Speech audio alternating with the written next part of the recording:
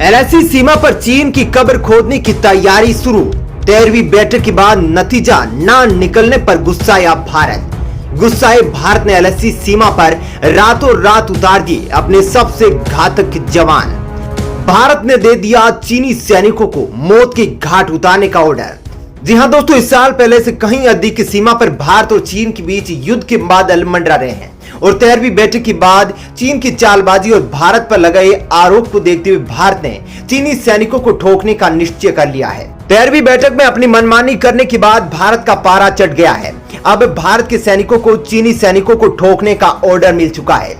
जी हां दोस्तों, 13वीं बैठक में भारत और चीन के बीच कोई नतीजा न निकलने के बाद भारत ने रातों रात अपनी वायुसेना, नौसेना और थल सेना के सबसे बेहतरीन घातक कमांडो को एलएसी सीमा पर उतार दिया है। जी हां दोस्तों, आज हम आपको बताने वाले हैं कि वायुसेना, नौसेना और थल सेना के वे कौन से कमांडो हैं जो भारत ने रातों रात एलएसी सीमा पर तैनात कर दिए हैं और अब ये घातक कमांडो चीनी सैनिकों को मौत बनकर एलएसी सीमा पर खड़े हो गए हैं।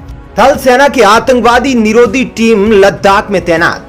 जी हां, चीन सेना से निपटने के लिए भारतीय सेना ने कुछ दिन पहले ही पूर्वी लद्दाख क्षेत्र में वास्तविक नियंत्रण रेखा पर तैनात करने के लिए उत्तरी कमान क्षेत्र में आतंकवाद निरोधी अभियानों में लगी इकाइयों को बाहर निकाला।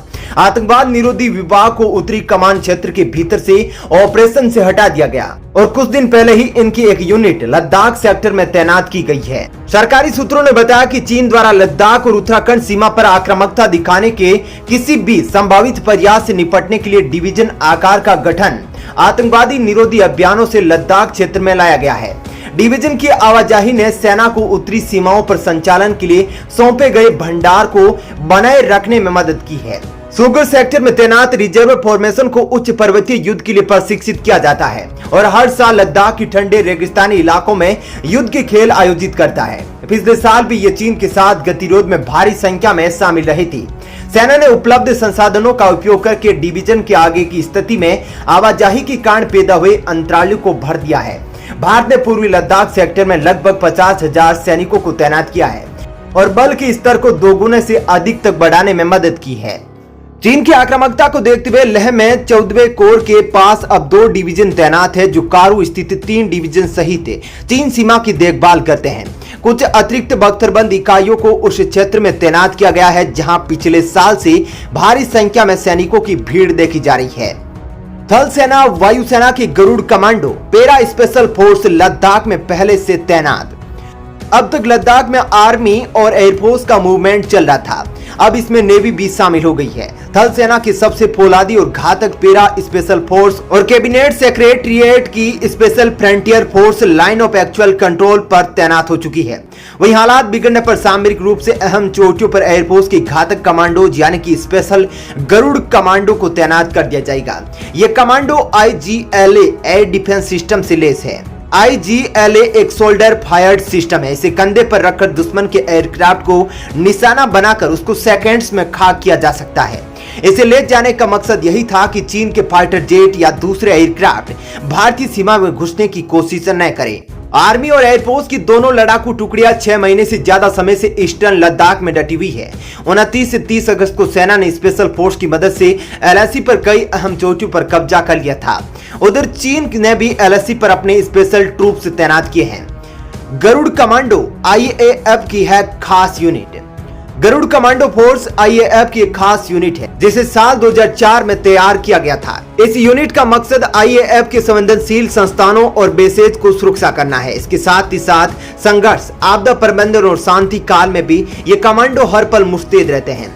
ये कमांडो फोर्स दुश्मनों के द्वारा छुपा कर रखे गए हथियारों की खोज, रेस्क्यू ऑपरेशन में अग्रिम मोर्चे पर काम करते हैं। दुश्मनों की मिसाइल और रडार पर नजर रखने और उनको नष्ट करने जैसे कामों को अंजाम देते हैं। बंधक संकट के समय गरुड़ हर तरह से सर्च एंड रेस्क्यू ऑपरेशन को अंजाम देते हैं। गरुड़ रडार खत्म करने से लेकर कॉम्बैट कंट्रोल और मिसाइलों के टारगेट्स का पता लगाते हैं और दूसरे युद्ध निर्देशों को समझते हैं। इसके बाद वे एयर ऑपरेशन में सपोर्ट करते हैं। इसके अलावा गरुड़ दुश्मन के एयरबेस पर भी आक्रमण करने की क्षमता से लैस होते हैं। उन्हें वेपन सिस्टम को बेअसर करने, फाइटर हैंगर्स और दूसरे बड़े सिस्टम को खत्म करने की भी ट्रेनिंग दी जाती है। गरुड़ कमांडो मुश्किल हालात में न केवल जमीन, आसमान और पानी में किसी भी ऑपरेशन को बखूबी अंजाम दे सकते हैं, बल्कि दुश्मन को घर में घुसकर भी मार सकते हैं। पेंगोंग झील में मार्कोस तैनात। मरीन कमांडोज या मार्कोस को मरीन कमांडो फोर्स भी कहा जाता है। यह इंडियन नेवी की स्पेशल फोर्स टीम है। मार्कोस ने 1980 के दशक से अब तक कई सीक्रेट मिशन को अंजाम दिया है। मार्कोस अपने ऑपरेशन को इतनी मुस्तैदी और तेजी से अंजाम देते हैं कि इन्हें किसी मायनों में अमेरिका शील्ड से कम नहीं माना जाता है। भारतीय नौसेना की एलिट स्पेशल फोर्स आतंकी हमलों के मुकाबले से लेकर पानी के भीतर ऑपरेशन, एंटी पायरेसी ऑपरेशन समेत हर चीज में माहिर है। Marcos commandos TAR-21 assault rifle समेत दुनिया के सर्वश्रेष्ठ हथियारों से लेस होते हैं। 1988 में ऑपरेशन कैक्टस है मिसाल। मार्कोस की कई ऑपरेशन अपने आप में एक मिसाल है। आजादी के बाद विदेशी धरती पर भारत की पहली सैन्य कार्रवाई ऑपरेशन कैक्टस के नाम से आज भी इतिहास के पन्नों पर दर्ज है। नवंबर 1988 में तमिल इलम के पीपुल्स लिबरेशन ऑर्गेनाइजेशन प्लोटे तमिल उग्रवादियों ने मालदीव में तख्तापलट की कोशिश की थी। इस पर मालदीव ने भारत समेत अन्य देशों से मदद मांगी थी। 1988 में मालदीव में इंडियन मरीन कमांडो ने इस ऑपरेशन को सफलतापूर्वक अंजाम दिया था। विदेशी धरती पर सिर्फ एक टूरिस्ट मैप के जरिए भारतीय सेना ने ऑपरेशन किया था। इसमें भारतीय नौसेना के युद्धपोत गोदावरी और बेतवा ने भी अहम भूमिका अदा की थी।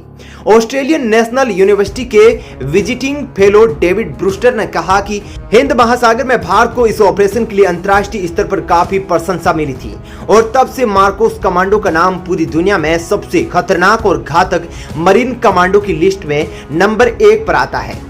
मार्कोस ने श्रीलंका में दिया था ऑपरेशन पवन को अंजाम। श्रीलंका में ऑपरेशन पवन के जरिए जाफना जेटी को तबाह किया गया था। इस ऑपरेशन में मार्कोस समुद्र के नीचे 12 किलोमीटर तैर कर अपने टारगेट तक पहुंचे थे। इस दौरान उनकी पीठ पर हथियारों का जखीरा भी था। बिना किसी को खबर लगे इन्होंने बंदरगाह को विस्फोटकों से उड़ा दिया। जवाब में लीटे ने हमला किया तो उन्होंने इसको छकाते हुए और उनको मौत की घाट उतारते हुए बिना किसी नुकसान के अपने जहाज पर वापस पहुंच गए थे। कश्मीर में भी ढेर करे हैं कई आतंकी। भारतीय नौसेना ने जम्मू कश्मीर में भी आतंकवाद से निपटने के लिए वुलर लेक एरिया में मार्कोस की तैनाती की थी। एयरफोर्स ने 2016 में पठानकोट हमले के बाद कश्मीर घाटी में गरुड़ कमांडो की तैनाती शुरू की थी ताकि उन्हें जमीनी ऑपरेशन का अनुभव मिल सके।